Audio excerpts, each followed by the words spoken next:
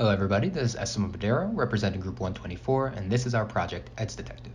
Edge Detective is a C++ edge detection library with some pretty useful tools for image processing. Edge detection is everywhere from filters used on Instagram to satellite imagery and medical diagnostics, so it's pretty important. This is our image class. All images are stored as a vector of vector pixels, each with the individual color channel and the image header, which is used to write it back out. Here's our edge matrix for storing all the pixels. A couple of functions. We have the convert grayscale, which is going to grayscale your image, which is a prerequisite to doing any sort of edge detection. The Gaussian blur, as well as the Pruitt and the Sobel edge detection, are going to use a principle called convolution, which is a mathematical principle of defining an element based on its adjacent elements. The Canny edge detection is going to extend the Sobel edge detection, and it's going to extend it with these three functions here: non-max suppression, double threshold, and hysteresis. So first thing we're going to do is load the image, earth.tga. This is our image here.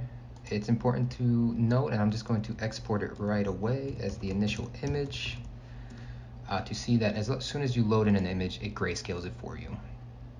So that's one thing. And then the next thing we're going to do is apply a Gaussian blur, which is also important. It's going to sort of reduce the noise of the image to sort of make it easier to define the edges. So you can see it kind of blends the colors or the intensities of the pixels together. It kind of dims it out. Next thing we're going to do is the Pruitt algorithm. And we'll go ahead and write that out so we can take a look at it. Pruitt is one of the algorithms we're comparing today, the Pruitt and the Canny algorithms. So you see the Pruitt algorithm kind of eliminates everything except for the edges for the most part. But the edges are kind of fuzzy, a bunch of different intensities if you zoom in. So we're going to clean that up right now. So we're going to reload the image, apply the Gaussian blur, and then we're going to apply the Sobel algorithm, which is going to be the first step in starting the Canny algorithm. So here's the Sobel algorithm. The Sobel algorithm sort of gives more focus on the more adjacent pixels. So you can see the lines are kind of a little more intense, but also a little more fuzzy. So we're going to clean it up right now with non-maximum suppression. Non-maximum suppression sort of defines the pixel based on the angle at which the edge is propagating through it. So we're going to write that out so we can take a look exactly what that means. It kind of compresses the edges together. So you can see it kind of narrows the fields. This is the original image. Things kind of get pushed together. You get cleaner lines, but still a lot of noise. And if you zoom in, still a lot of different pixel intensities. So the next thing we're going to do is eliminate that through a filter called double thresholding. Double thresholding is going to set a high threshold and a low threshold. Pixels that land above the or at the high threshold are going to be set to strong, which is the highest intensity, which would be 255, and then ones that fall below the low are going to be dropped from the image, and ones that fall between them are going to be set to weak, which in our case is set to 25 of the pixel intensity out of 255. So you can see these are the weak pixels. All these bright white ones are the strong ones.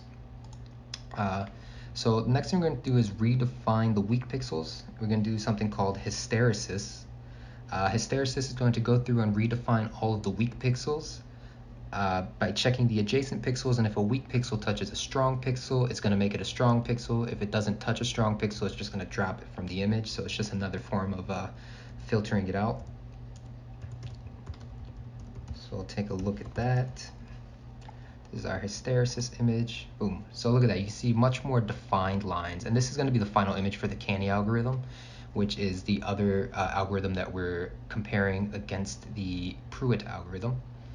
And you can see it gives a lot more details. You can find more patterns, more clean lines. So these are the Rocky Mountains. If you zoom in here, you know, this is these are the Great Lakes. You can kind of see the shape of the lake there. So pretty neat there.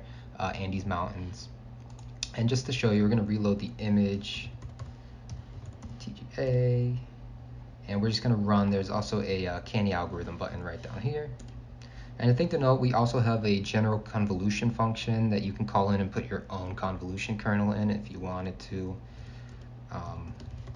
So just for more customization, so you can play around with it and sort of get an idea of what's happening with some custom kernels. And you can see these two images are the same.